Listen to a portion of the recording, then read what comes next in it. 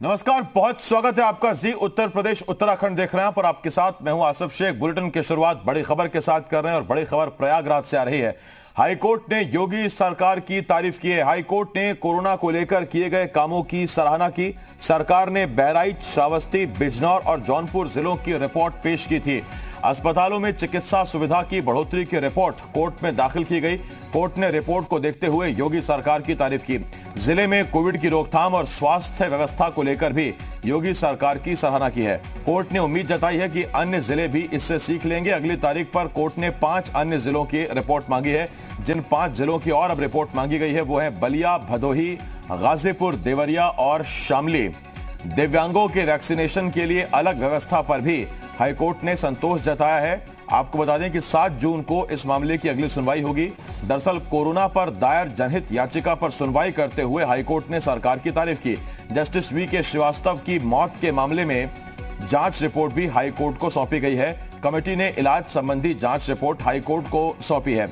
जांच समिति ने कहा कि जस्टिस वी.के. श्रीवास्तव को उपचार और जांच की जरूरत थी। 7 जून को इस मामले की अगली सुनवाई होगी। तो ये बड़ी खबर इस वक्त हम आपको बता रहे हैं और बड़ी खबर प्रयागराज से आ रही है, जहां हाईकोर्ट ने राज्य सरकार की तारीफ की है, योगी सरकार की तारीफ की है। 5 जिलों की रिपोर्ट मंगाई थी कि किस तरह की वहां चिकित्सा सुविधा है, कोविड को लेकर क्या व्यवस्थाएं की गई हैं, सुविधाएं बढ़ाई गई हैं। इस पर 5 जिलों की जो रिपोर्ट हाईकोर्ट में दाखिल की गई, उस रिपोर्ट पर हाईकोर्ट ने संतुष्टि जताई है। इसके साथ ही 5 और जिलों की रिपोर्ट हाईकोर्ट ने मांगी है। साथ ही योगी सरकार के कामों की हाईकोर्ट ने तारीफ की है। तो सरकार ने बहराइच, श्रावस्ती, बिजनौर, जौनपुर जिले की रिपोर्ट हाईकोर्ट में पेश की थी। कोर्ट ने रिपोर्ट को देखा और योगी सरकार की तारीफ की। कोविड रोकथाम और स्वास्थ्य व्यवस्था को लेकर भी हाईकोर्ट ने तारीफ की और दिव्यांगों के लिए जो अलग से वैक्सीनेशन का कार्यक्रम बनाया गया है, शेड्यूल बनाया गया है, उसको लेकर भी हाईकोर्ट ने योगी सरकार की तारीफ की है। तो ये बड़ी खबर इस वक्त हम आपको बता रहे हैं।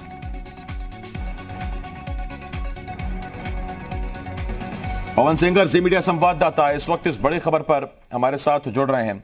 पवन, सबसे पहला सवाल तो यही कि ये सरकार के लिए भी और सरकार की व्यवस्थाओं के लिए भी बहुत संतोषप्रद रहा होगा, क्योंकि सबसे पहले WHO, उसके बाद नीति आयोग और अब हाईकोर्ट ने भी योगी सरकार की तारीफ की है। हाँ बिल्कुल, निश्चित तौर पे, क्योंकि तीसरी बार है जब योगी सरकार को लेकर के कहीं से तारीफ की अगर कहा जाए तो कोविड प्रबंधन को लेकर के एक अच्छी खबर आई है। WHO की बात करें, नीति आयोग की बात करें, अब हाईकोर्ट की इलाहाबाद बेंच की बात करें, उन्होंने पूर्वांचल के 5 जिलों की जो रिपोर्ट सबमिट की गई सरकार की तरफ से, उस पर संतुष्टि देते हुए और जनपदों को और जगहों को इससे सीख लेने की सलाह दी। और आने वाले 7 तारीख को 5 और जनपदों की रिपोर्ट, ग्राउंड रिपोर्ट कोर्ट में सरकार द्वारा पेश किया जाएगा। तो निश्चित तौर पे कोर्ट के तरफ से इन कही हुई बातों के मायने हैं, क्योंकि लगातार कोर्ट सरकार को फटकार लगा रहा था, लगातार कोर्ट जो है लॉकडाउन को लेकर के सरकार को दिशा निर्देश देने का काम कर रहा था।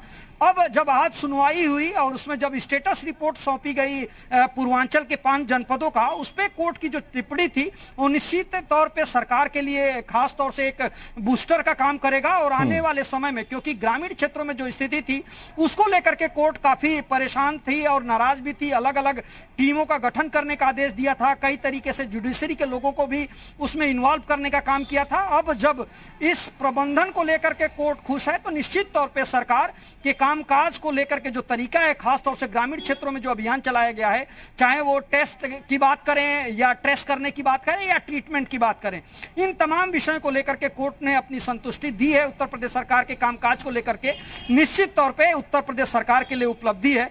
और आने वाले समय में जो तमाम कार्यविधि रही इन जनपदों का, उस तरीके से अन्य जनपदों में भी कार्य करने की, सीख लेने की सलाह दी। जो योगी सरकार के इस खास तौर से सेकेंड वेव की बात करें, जिसमें तमाम तरह की खबरें आ रही थी कि जल्द रुकने वाला नहीं है संक्रमण, इसको चेन तोड़ने के लिए बहुत सारे प्रयास करने की जरूरत है, उसमें योगी सरकार ने पूरा लॉकडाउन न लगाते हुए कोविड कर्फ्यू यानी एसेंशियल सर्विस के अलावा जो छोटे मोटे ठेले खुमचे वाले जो लोग हैं, जो सब्जी वाले लोग हैं, उनको छूट देने का काम किया, उद्योग घरानों को छूट देने का काम किया।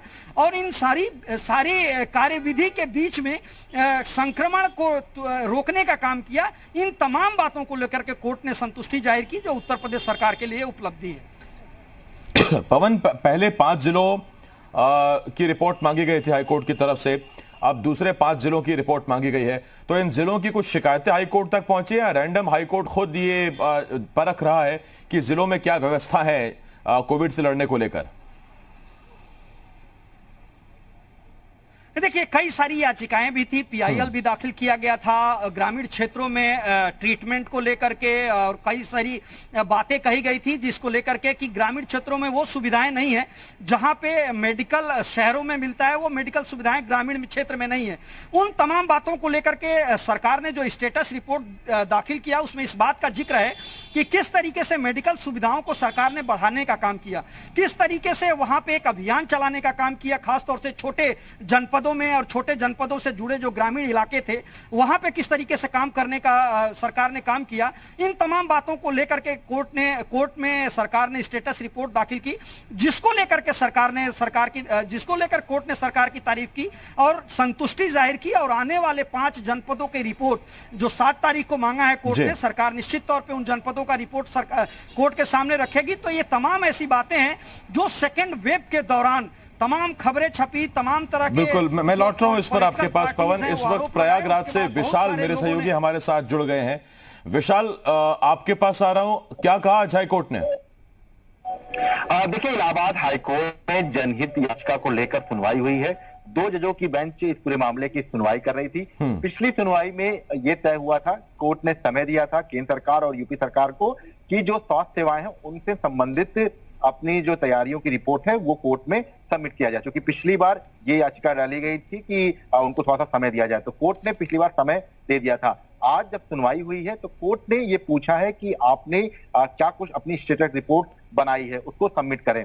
कोर्ट ने उस स्टेटस रिपोर्ट को समझा और उसमें जो 5 जिले जो जिक्र किया जा रहा है, जिसको लेकर जो स्वास्थ्य सेवाओं को लेकर जो एफिडेविट दाखिल किया गया है राज्य सरकार की तरफ से, उसकी तारीफ की है। उन्होंने कहा है कि जब इस तरह के शहरों में, इन जिलों में इतनी अच्छी सुविधाएं हो सकती हैं कि तो बाकी के जिलों में भी कुछ इसी तरह की सुविधाएं हो सकती हैं। तो एक तरह से ये तारीफ की बात जरूर निकल के आई है। लेकिन अगला जो 5 जिले हैं उसकी भी जो स्टेटस रिपोर्ट है, उसकी स्वास्थ्य सेवाओं को लेकर जो पूरी तैयारियां हैं, उसके बारे में भी कोर्ट ने अगली हियरिंग तक एफिडेविट मांगा है। इसके साथ साथ कई ऐसे मामले थे जिसको लेकर कोर्ट ने बकायदा जो एफिडेविट जो दिया गया था उसको सबमिट कर लिया है रिकॉर्ड के तौर पर अभी, लेकिन उस पर कुछ कहा नहीं है। जैसे कि जस्टिस दीपक श्रीवास्तव की जो मौत हुई थी इलाज संबंधित को लेकर, उसको लेकर जो रिपोर्ट सबमिट की गई है कोर्ट की तरफ, कोर्ट में सरकार की तरफ से, उसको सबमिट कर लिया गया है। उसको अभी अगली सुनवाई पर उस पर जो है चर्चा की जाएगी। इसके साथ साथ जी एक चीज और भी थी, जो RT-PCR टेस्ट थे उनको लेकर जो दरें थी उनका निर्धारण क्या कुछ हुआ था कोर्ट में, राज्य सरकार ने उसको एफिडेविट दिया जिस पर कोर्ट संतुष्ट है। उस पर हालांकि अभी बहुत कुछ टिप्पणी नहीं की है, उसको भी अगले जो सुनवाई है उसको कर दी गई है 7 जून को, चूंकि अगले पूरे मामले की सुनवाई होगी। एक चीज जो बहुत अहम थी, क्योंकि पिछली कई सुनवाइयों पर यूपी सरकार की स्वास्थ्य सेवाओं को लेकर हाईकोर्ट ने 10 टिप्पणियां की थी, यहां तक का शब्द यूज कर लिए थे कि राम भरोसे स्वास्थ्य सेवाएं हैं। ऐसे में यह कहा जा सकता है कि सीधे तौर पर आज जो तारीफ की है ये सरकार के लिए थोड़ी सी राहत की बात है, क्योंकि यूपी सरकार इस बात को कह रही है कि स्वास्थ्य सेवाओं को लेकर क्या कुछ तैयारियां की जा रही है। क्योंकि अभी तक कोर्ट में जो तमाम जनहित याचिकाएं दाखिल की गई थी उनको क्लब करके उस जनहित याचिका पर सुनवाई चल रही थी, लेकिन पिछली कई सुनवाइयों के दौरान कोर्ट ने बकायदा फटकार लगाई थी, कई जगहों पर सवाल खड़े किए थे, बकायदा 12 जिलों के जो नोडल जज थे उनको जो है बनाया गया था अधिकारी। तो ऐसे में इन सब तमाम चीजों के बीच में आज सुनवाई के दौरान यूपी सरकार की जो तैयारियों की जो रिपोर्ट थी वो सबमिट की गई है इन जिलों को लेकर। उसके बाद अब अन्य 5 जिलों की जो स्टेटस रिपोर्ट है ये भी मांगी गई है, और ये कहा जा सकता है कि अब इन अगले 5 जो जिले हैं इनकी क्या कुछ तैयारियां हैं, इसको लेकर भी सीधे तौर पर कोर्ट में स्टेटस रिपोर्ट दाखिल करनी पड़ेगी। मैं लौट रहा हूं आपके पास विशाल, मेरे सहयोगी पवन और विशाल बने हुए हैं और बीजेपी नेता शलभ मणि त्रिपाठी साहब हमारे साथ जुड़ रहे हैं। शलभ जी, पहले WHO, फिर नीति आयोग और उसके बाद अब हाईकोर्ट ने भी सरकार की तारीफ की है, ये हौसला बढ़ाता है? देखिए, निश्चित तौर पर मैं तो ये कहूंगा कि आज आपने देखा होगा एक तस्वीर आप सब चला रहे थे वीडियो, बस्ती में जब मुख्यमंत्री जी पहुंचे हैं तो घनघोर बारिश हो रही है, मूसलाधार बारिश हो रही है, उसमें उनका हेलीकॉप्टर लैंड किया और भीगते हुए वो लोगों के बीच में पहुंचे हैं। 18 मंडल जो उत्तर प्रदेश के 18 मंडलों का दौरा कर चुके हैं।